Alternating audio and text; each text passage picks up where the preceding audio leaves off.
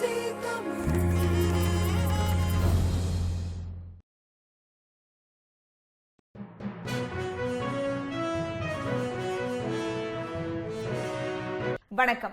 IBC தமிழின் அகம்புறம் நிகழ்ச்சியில் உங்களை சந்திப்பதில் மகிழ்ச்சி. இந்த நிகழ்ச்சியில ஒவ்வொரு வாரமும் ஒரு அரசியல் பிரமுகரை சந்திச்சுக்கிட்டு இருக்கோம்.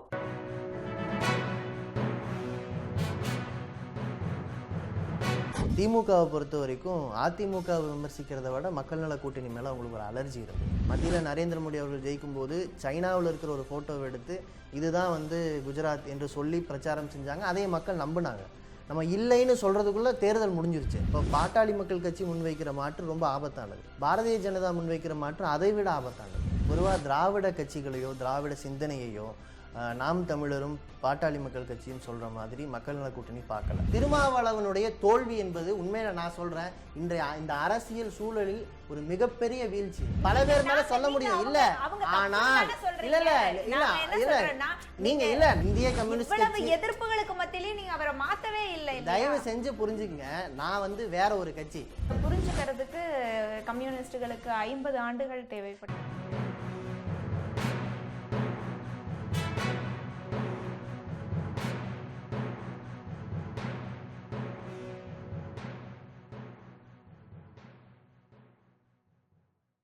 இந்த வாரம் மார்க்சிஸ்ட் கம்யூனிஸ்ட் கட்சியை சேர்ந்த இரா சிந்தன் அவர்களை சந்திக்க இருக்கிறோம். வணக்கம். வணக்கம். இந்த தேர்தல் நிச்சயமா உங்களுடைய கூட்டணி அப்படிங்கிறத காட்டிலும் அமைப்பிற்குமே ஒரு புதிய அனுபவமா இருந்திருக்கும் தமிழக களத்துல. ஏன்னா மாற்று சக்தி, 2 திராவிட கட்சிகள் பெரிய கட்சிகளுக்கு மாற்றா ஒரு கட்சி தேர்தல்லையும் களம் கண்டது அப்படிங்கிறது இதுவே முதல் தடவை தமிழக வரலாற்றிலேயே.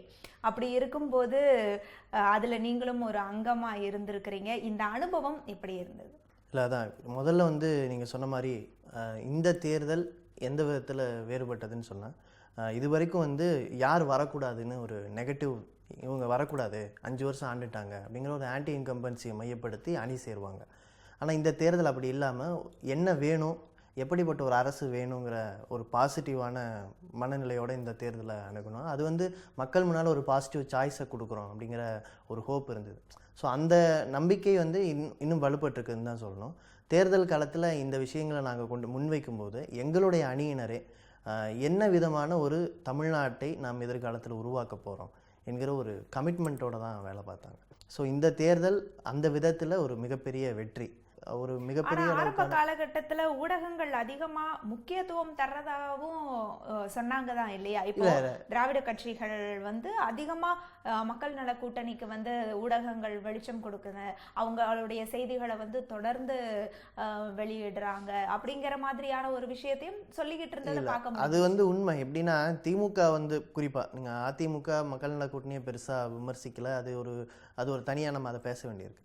திமுகவை பொறுத்த வரைக்கும் அதிமுகவை விமர்சிக்கிறத விட மக்கள் நல கூட்டணி மேலே அவங்களுக்கு ஒரு அலர்ஜி இருந்தது. அவர்களால் ஒரு பெரிய அணியை கட்டமைக்க முடியல அப்படிங்கிற ஒரு வருத்தம். அந்த வருத்தத்தை அவங்க மக்கள் நல கூட்டணி மேலே குற்றச்சாட்டுகளாக வச்சுக்கிட்டே இருந்தாங்க. ஆனால் ஊடக வெளிச்சம் ஏன் முதல்ல கிடைச்சதுன்னா, பொதுவாக எந்த ஒரு இடத்துலையும் ஒரு புதிய முழக்கத்துக்கான ஈர்ப்பு இருக்க தான் செய்யும். ஆனால் அது கன்சால்டேட் ஆகும்போது ஊடகம் எப்படி நடந்துக்குது, உண்மையிலேயே திமுக அதிமுகவுக்கான மாற்றை அவர்கள் விரும்புவாங்கன்னு நம்ம நினைக்க முடியாது. ஊடகங்கள் அப்படி ஒரு அரசியல் அஜெண்டாவோட செயல்பட முடியாது. அவங்க தேர்தல் நெருங்க அவர்களுக்கு எது பலனளிக்கும்னு பார்க்க ஆரம்பிச்சிருவாங்க. ஆனால் அந்த ஊடக வெளிச்சத்தை வெகு சீக்கிரமே, அதாவது ஊடக வெளிச்சம் இருக்குன்னு சொல்லி இருந்த வெளிச்சத்தை இருட்டடிப்பு செய்கிற வேலையை திமுகவும் அதிமுகவும் செய்தார்கள்ங்கிறது உண்மை. அது சரி. இந்த 3வது அணி பொதுவாகவே இப்போ நீங்கள் குறிப்பிடும்போது கூட சொன்னீங்க திமுக தான் அதிகமாக மக்கள் நல கூட்டணியை விமர்சித்தாங்க அப்படின்னு சொல்கிறீங்க. அதிமுக அவ்வளவா விமர்சிக்கலை. அதே மாதிரி மக்கள் நல கூட்டணியையும் அதிகமாக திமுகவை தான் விமர்சிச்சிச்சு, அதிமுகவை இல்லை. பொதுவா வெளியிருந்து பார்வையாளர்கள் எல்லாருமே சொன்ன விஷயமாகட்டும், அல்லது சிலர் அரசியலோட நெருக்கமா பார்க்கக்கூடியவங்களாகட்டும், அதிமுகவுடைய பி அணி அப்படிங்கிற மாதிரியும் ஒரு முத்திரை குத்தப்பட்டுச்சு. இதற்கான காரணங்கள் நீங்க என்னவா பாக்குறீங்க? நீங்களுமே வந்து அதிமுகவை அதிகமா விமர்சிக்காததுக்கு என்ன காரணம்? அப்படி கிடையாது. அதான் நீங்க சொன்னீங்க, அப்படியெல்லாம் பார்வை இருந்ததுன்னு சொன்னீங்க. ஆனால் என்ன பிரச்சனைன்னா, குறிப்பாக தமிழ்நாட்டில் நம்ம பார்த்த ஒரு புதிய அரசியல் சூழல் இது. 2 கட்சியும் வேணான்னு பேசியாகணும். அப்போ வந்து முதல்ல மக்கள் நல கூட்டு இயக்கமாக ஆரம்பிக்கும் போது ஆளுங்கட்சியுடைய தவறுகளையும் ஆளுங்கட்சி செய்கிற பிரச்சனைகளையும் எதிர்த்து தான் இந்த அணியே உருவாச்சு. நீங்கள் வந்து காந்தியவாதி சசிபெருமாளுடைய மரணத்திற்கு திமுக விட்ட அறிக்கையை விட மக்கள் நல கூட்டணியுடைய அறிக்கை வந்து பதவி விலகணும், நீங்கள் செய்த கொலைபாதகம் இதுன்னு மக்கள் நல கூட்டணி கண்டிச்சது. அதற்கு பிறகு கூட நீங்கள் பார்த்தீங்கன்னா நிறைய விஷயங்கள் சொல்லலாம். குறிப்பாக ஆணவ கொலை விஷயத்தில் திமுக அதிமுக 2க்கும் ஒரே ஸ்டாண்டு. அவங்க வந்து திமுக ரொம்ப சாஃப்டாக அதை அணுகுனாங்க, ஒரு அறிக்கை விட்டாங்க. அதிமுக அறிக்கை கூட விடலை. நாங்கள் அரசியலை தாண்டி இந்த பிரச்சனையை பேசுங்கன்னு சொல்லி நின்னோம். ஆனால் இந்த மாதிரியான வேறுபட்ட ஒரு மக்கள் நல கூட்டணி ஒரு புதிய அரசியலை முன்னெடுக்குதுங்கிறத விட திமுகவை விமர்சிச்சாகணும். எப்படி விமர்சிக்காமல் இருக்க முடியும்? நீங்கள் அதிமுக வேண்டாம் என்று சொன்னால் பொதுவாக மக்கள் நெகட்டிவ் ஓட்டிங்லேயே பழகினவங்க. வரக்கூடாதுன்னா அப்போ சரி ஜெயிக்கிற கட்சிக்கு போட்டலாம் அப்படின்னு பழகினவங்க. அப்போ நாங்கள் பேச வேண்டியிருக்கு, ஜெயிக்கிற கட்சிக்கு போடுறதுங்கிற மனநிலையும் மாற்ற வேண்டியிருக்கு. அப்படி பேசும்போது ஒரு அரசியல் களத்தில் அதாவது என்னை பொறுத்த வரைக்கும் ஒரு நேர்மையற்ற விமர்சனம்னு பார்க்குறேன். திமுக தொடர்ந்து அந்த நேர்மையற்ற விமர்சனத்தையே செஞ்சுக்கிட்டு இருந்தது. ஒரு மாற்று உருவாயிடக்கூடாது, எனக்கு அதிகாரம் வேண்டும் என்கிற மனநிலையோடு அவங்க இருந்தாங்க. அது மக்கள் அதையும் பார்ப்பாங்க இல்லையா அப்படிங்கிற மனநிலைக்கு நாங்கள் வந்துட்டோம். ஆனால் நாங்கள் முன்வைத்த ஒவ்வொரு மாற்று கொள்கையும் மக்கள் மன்றத்தில் இன்னும் விவாதிக்கப்பட வேண்டியவை. குறைந்தபட்ச செயல் திட்டமாக இருக்கட்டும், நாங்கள் வைத்த தேர்தல் அறிக்கையாக இருக்கட்டும், இன்றைக்கும் பல விஷயங்களை திமுக அதிமுக சொல்லாத விஷயங்களை சொல்லியிருக்கோம். அது இன்றைக்கும் அவசியமான குரல் தான் நான் பார்க்குறேன். தொடர்ந்து பேசலாம். ஒரு சிறிய இடைவேளைக்கு பிறகு அகம்புறம் தொடரும். ஐபிசி தமிழின் அகம்புறம் நிகழ்ச்சி மீண்டும் தொடர்கிறது. மக்கள் நல கூட்டணியாகட்டும், பாமகவாகட்டும், அல்லது நாம் தமிழர் கட்சியாகட்டும், இவங்க 3 பேரும் தனியாக நின்னதுனால நான் அதை குறிப்பிடுறேன்.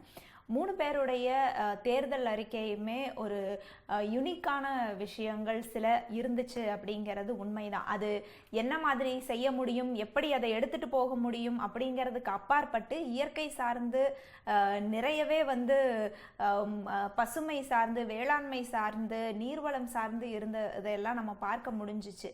ஆனாலுமே மக்கள்கிட்ட இந்த மக்கள் நல கூட்டணி அப்படின்னு எடுத்துக்கும் போது இவங்க எல்லாருமே ஒரு காலகட்டத்தில் தொடர்ச்சியாக இந்த திராவிட கட்சிகளோட கூட்டணியில் இருந்தவங்க தானே. இவங்க வந்து இப்போ இதுக்கு மாற்று அப்படின்னு சொல்கிறத எப்படி எடுத்துக்க முடியும் அப்படின்ற ஒரு அவநம்பிக்கை இந்த மாதிரியான ஒரு தோல்விக்கு காரணமாக இருக்குமா? இல்லை, நம்ம வந்து சாத்தியமா என்கிற கேள்விக்கு இன்னும் வலுவான பதில் கொடுக்க வேண்டியிருக்கு. ஆனால் பொதுவாக வந்து கடந்த காலங்களில் திமுக அதிமுகவோட கூட்டணி சேர்வது என்பது பொதுவாக திராவிட கட்சிகளையோ திராவிட சிந்தனையையோ நாம் தமிழரும் பாட்டாளி மக்கள் கட்சியும் சொல்கிற மாதிரி மக்கள் நல கூட்டணி பார்க்கல. இன்னும் சொல்லப்போனால் திராவிடம், பெரியாரியம், அம்பேத்கரியம், மார்க்சியம் இந்த 3இன் கலவையாக ஒரு புதிய மாற்றத்தை நோக்கி நகரணுங்கிறது எங்களுடைய நோக்கம். நாங்கள் பாட்டாளி மக்கள் கட்சியை நிராகரித்தோம். நாம் தமிழருடைய அரசியல் பார்வையை நாங்கள் ஏற்றுக்கலை. திராவிட அரசியலை மொத்தமாக புறந்தள்ளுவதுங்கிறத நாங்கள் பார்க்கல. ஆனால் மக்கள் நல கூட்டணியுடைய கூட்டங்கள்லேயே திராவிட கட்சிகளை வேறறுப்போம், இந்த ஆட்சிக்கு முடிவு கட்டுவோம் அப்படின்னு பேசின கூட்டங்கள் இருக்குது. அப்போ வந்து மதிமுகவை சேர்ந்த வைகோவும் அதே மேடையில் இருக்கிறாரு. தொடர்ச்சியா வந்து திராவிட கட்சிகளுடைய இருந்த திருமாவளவனும் அதே மேடையில் இருக்கிற காட்சிகளையும் எங்களால் இல்லை. அது அந்த மாதிரியான குரல்கள் ஒருவேளை நீங்க சொல்ற மாதிரி இருந்ததுன்னா அது வந்து அண்டர்ஸ்டாண்டிங்ல ஏற்பட்ட தவறுன்னு சொல்லலாமே தவிர, மக்கள் நல கூட்டணியுடைய நோக்கம் என்பது இந்த பெரியாரியத்துடைய நேர்மறையான அம்சங்களை கைவிடுகிற இடத்துக்கு திமுக அதிமுகவும் போயிட்டாங்கிறது தான். அதனால் நாங்கள் கடந்த கால அணி சேர்க்கையை நாங்கள் தவறென்று எந்த இடத்துலையும் நாங்கள் சொல்லலை. அது குறைந்தபட்சமாக அன்றைய தேவையின் அடிப்படையில் எடுக்கப்பட்ட முடிவு. தனித்தனியாக, அதாவது இந்த கட்சிகள் ஒன்று சேர முடியாத சூழல் இருந்தது. இன்றைக்கு அப்படிப்பட்ட சூழல்களை எல்லாம் விலக்கி இந்த கட்சிகள் ஒன்று சேர்ந்து திமுக அதிமுக வேணான்னு சொல்கிறோம், திராவிட சிந்தனை வேணான்னு சொல்லலை. 2வது, அந்த காலகட்டங்களில் எடுத்த முடிவுக்கு அப்போவே மக்கள் பதில் கொடுத்துருக்காங்க. அது ஏற்கிறாங்க இல்லை மறுக்கிறாங்கங்கிறது வேறு. ஆனால் இந்த தேர்தல் என்பது அது வெறுமனே வந்து தொகுதி உடன்பாடுகள் போதும், இனி அதன் மூலமாக நீங்கள் மிக முக்கியமான கட்டத்தில் இருக்கோம். இந்த 2 கட்சிகளும் மிகப்பெரிய அளவுக்கு ஊழல் மையப்பட்டிருக்காங்க. தனிநபர் துதியை சார்ந்து போயிட்டாங்க.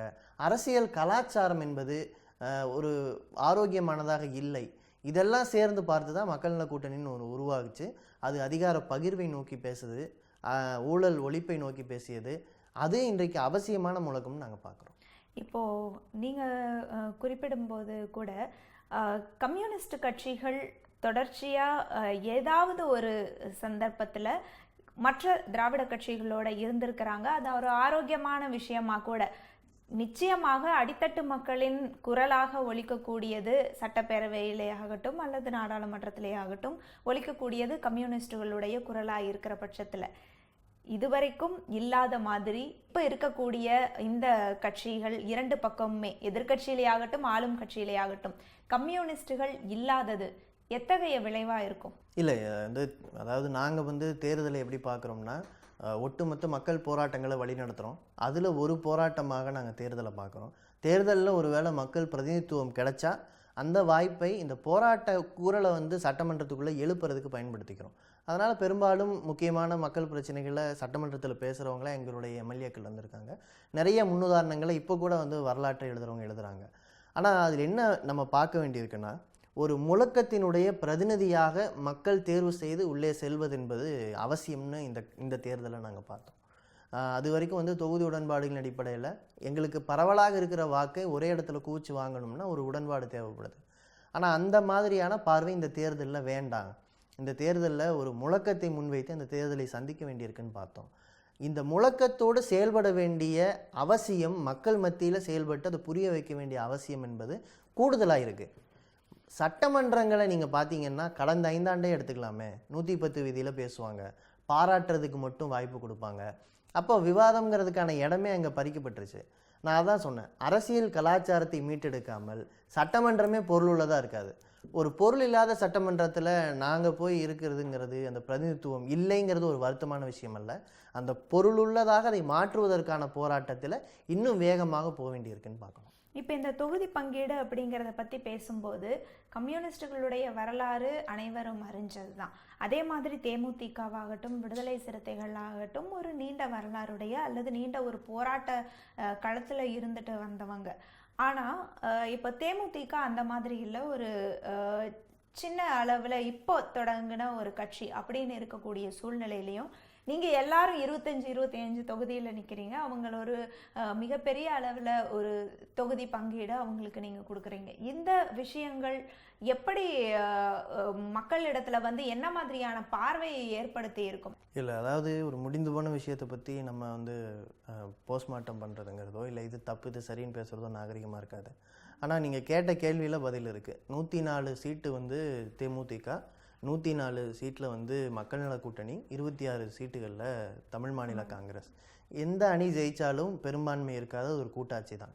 கூட்டாட்சி என்று வருகிறபோது நாங்கள் ஏற்கனவே ஒரு குறைந்தபட்ச செயல் திட்டத்தை உருவாக்கி காட்டியிருக்கிறோம். ஸோ இதெல்லாம் மக்கள் மத்தியில் நாங்கள் கொண்டு போய் சேர்க்க முயற்சித்தோம். ஆனால் நீங்கள் சொல்கிறது போல் பல்வேறு சந்தேகங்கள் இப்போவே நம்ம இவ்வளோ பேசுகிறோன்னா தேர்தல் நேரத்தில் எவ்வளவு அவநம்பிக்கை விதைச்சிருப்பாங்கன்னு பார்க்கணும். அந்த அவநம்பிக்கையை மக்கள் நம்பினார்கள். அதிலிருந்து நாங்கள் மாற்ற வேண்டி இருக்குது. அந்த அவநம்பிக்கை வேண்டாம். ஒரு மாற்றம் என்பது படிப்படியாகத்தான் சாத்தியம். அந்த படியில் முதல் படி எதுங்கிறத நாங்கள் மக்கள் மத்தியில் திரும்பவும் கொண்டு செல்வோம். சரி, இப்போ உங்களுடைய அணியினர் இந்த தேர்தலுக்கு பிறகு உங்களுடைய எதிர்கால திட்டம் என்ன? ஏன்னா இப்போது ஓகே முடிஞ்சிருச்சு அப்படிங்கிற பட்சத்துலேயும் இன்னும் இந்த கூட்டணி தொடருமா? உங்களுடைய செயல் திட்டங்கள் உள்ள எதிர்கால திட்டங்கள் என்னவா இருக்கும்? இல்லை, கண்டிப்பாக தனித்தனியாக கட்சிகள் மக்கள் நல அடிப்படையில் தான் செயல்பட்டுக்கிட்டு இருக்கோம். அதில் மாற்றம் இல்லை. அதே மாதிரி மக்கள் நல கூட்டியக்கம் தேர்தலுக்கு பிறகும், தேர்தல் என்பது நோக்கம் இல்லைங்கிறதுனால கூட்டியக்கத்தில் இருக்கக்கூடிய மறுமலர்ச்சி திராவிட முன்னேற்ற கழகம், விடுதலை சிறுத்தைகள், இந்திய கம்யூனிஸ்ட் கட்சி, மார்க்சிஸ்ட் கம்யூனிஸ்ட் கட்சி, நாங்கள் 4 பேரும் ஏற்கனவே அது ஒன்றாகத்தான் செயல்படுவோம் என்று ஒரு குறைந்தபட்ச செயல் திட்டம் இருக்குது. தமிழ் மாநில காங்கிரஸும் தேமுதிகவும் பொறுத்த வரைக்கும் சில நாட்களுக்கு முன்பு நாங்கள் 6 கட்சிகளும் சேர்ந்து மக்கள் நலன் அடிப்படையில் நாங்கள் ஒன்றிணைந்து செயல்படுவோம் என்று அறிவித்திருக்கிறோம். உள்ளாட்சி தேர்தலை பொறுத்த வரைக்கும் பேசுவாங்க. ஆனால் உள்ளாட்சி தேர்தல் பொதுவாக ஒவ்வொரு பகுதிகளிலையும் முடிவெடுக்கிறதா தான் இருந்திருக்கு. உள்ளாட்சி என்பது அரசியல் கட்சிகளை விட அங்கு மக்கள் பிரதிநிதித்துவ சபையாக அது வந்து அதனுடைய அணுகுமுறை என்பது மாநிலம் முழுக்க ஒரே மாதிரி இருந்ததில்லை. இருந்தாலும் அந்த முயற்சியை மக்கள் நல கூட்டு இயக்கம் செய்யும். ஆனால் இந்த தமிழகத்திற்கு தேவையான முழக்கங்களை முன்வைத்திருக்கிறோம். இந்த முழக்கங்களை வென்றெடுக்கும் வரையிலும் இந்த ஒற்றுமை கட்டமைக்கப்பட வேண்டும், நீடித்திருக்க வேண்டும்ங்கிறது தான் தலைவர்களுடைய எண்ணமாகவும் கட்சிகளுடைய எண்ணமாகவும் இருக்குது. இப்போ அதிமுக பதவியேற்றக்கூடிய இந்த சூழல்ல அதிமுகவுடைய வெற்றியை நீங்க எப்படி பார்க்குறீங்க? இல்லை, அதிமுக வெற்றி அடைந்திருக்க கூடாது. ஆனால் இன்னைக்கு வந்து திமுக அதிமுக 2 சக்திகள் தான் சட்டமன்றத்திலே இருக்குங்கிற அளவுக்கு ஆயிடுச்சு. களத்தில் நாங்கள் பார்க்கும்போது மிகப்பெரிய அளவிற்கு பணம் புழங்கியதை நாங்கள் பார்த்தோம். அதே மாதிரி மக்கள் ஒரு மாற்று சக்தி என்று வேறு எதையும் பார்க்க முடியாத அளவிற்கு ஒரு ஜனநாயகம் சீரழிந்திருப்பதை பார்த்தோம். அதாவது ஒரு கொள்கை சார்ந்த விவாதங்கள் என்பதையே தூண்ட முடியலை, நபர் சார்ந்தே அது இருந்தது. எனவே இதை மாற்ற வேண்டிய மிகப்பெரிய கடமை நமக்கு இருக்குது. இந்த கள சூழலுடைய விளைவு தான் இப்படி ஒரு ஆட்சி அமைஞ்சிருக்கிறது. பணம் மட்டுமே இந்த தேர்தலில் அதிமுக வென்றதுக்கான காரணம்னு நீங்கள் நினைக்கிறீங்களா? இல்லை, மிகப்பெரிய அளவுக்கு பணத்தை பற்றி பேச வேண்டிய தேவை ஏன் வருதுன்னா, நம்ம வந்து திருமங்கலம் ஃபார்முலா அல்லது ஆர்கே நகர் ஃபார்முலான்னு நம்ம நிறைய இடைத்தேர்தல்களில் பார்த்துருக்கோம். அப்போ வந்து மக்களே சொல்லுவாங்க, தவிர்க்க முடியாது, ஆளுங்கட்சி தான் ஜெயிக்கும், கொடுக்கறத வாங்கிக்கிறோம், அந்த மாதிரி சொல்லுவாங்க. அதை நம்ம அன்னைக்கு எதிர்த்திருக்கணும். தேர்தல் ஆணையம் அதை கண்காணிச்சிருக்கணும். அதெல்லாம் செய்ய முடியலன்னா ஒரு பொது தேர்தலில் ஒரு மிகப்பெரிய அளவுக்கு சிஸ்டமேட்டிக்காக நடந்திருக்கிறது இந்த முறை தான். குறிப்பாக அரசியல் கட்சிகள் பொதுமக்கள் மத்தியில் ஒரு ஆரோக்கியமான விவாதங்களை முன்னெடுக்கிறவர்களாக இருப்பாங்க. அது அதனுடைய இடைக்கமிட்டி, ஒரு நகர செயலாளர், ஒன்றிய செயலாளர், அது கீழே இருக்கிற கிளை செயலாளரெல்லாம் அரசியலாக விவாதிப்பாங்க. ஆனால் இந்த முறை வந்து ஒட்டுமொத்த நெட்வொர்க்கும் பணம் பரிமாறுவதற்காக பயன்படுத்தப்பட்டதை பார்த்தோம். ஆனால் அது ஒன்று மட்டும் காரணம்னு சொல்லலை. நான் அதனால தான் வந்து மக்கள் மத்தியில் அரசியல் சார்ந்த விவாதங்கள் குறைந்திருக்கு, ஒரு அரசியலற்ற தளத்தை உருவாக்கி இருக்கிறோம். அது ரொம்ப ஆபத்தானது. அங்கே என்ன வேணால் முளைக்கும். அது ரொம்ப பிரச்சனையான. இப்போ நீங்கள் வந்து ஒரு நபரை நீங்கள் முன்னிறுத்தினீங்கன்னா அது அவருக்கு ஓட்டு போட்டுருவாங்க. இவர் தான் மாற்று. நீங்கள் மோடி ஜெயிச்சதுடைய விஷயத்தை நீங்கள் பார்த்துருப்பீங்க. மத்தியில் நரேந்திர மோடி அவர்கள் ஜெயிக்கும்போது சைனாவில் இருக்கிற ஒரு ஃபோட்டோவை எடுத்து இதுதான் வந்து குஜராத் என்று சொல்லி பிரச்சாரம் செஞ்சாங்க. அதே மக்கள் நம்பினாங்க. நம்ம இல்லைன்னு சொல்கிறதுக்குள்ளே தேர்தல் முடிஞ்சிருச்சு. தொடர்ந்து பேசலாம். ஒரு சிறிய இடைவேளைக்கு பிறகு அகம்புறம் தொடரும்.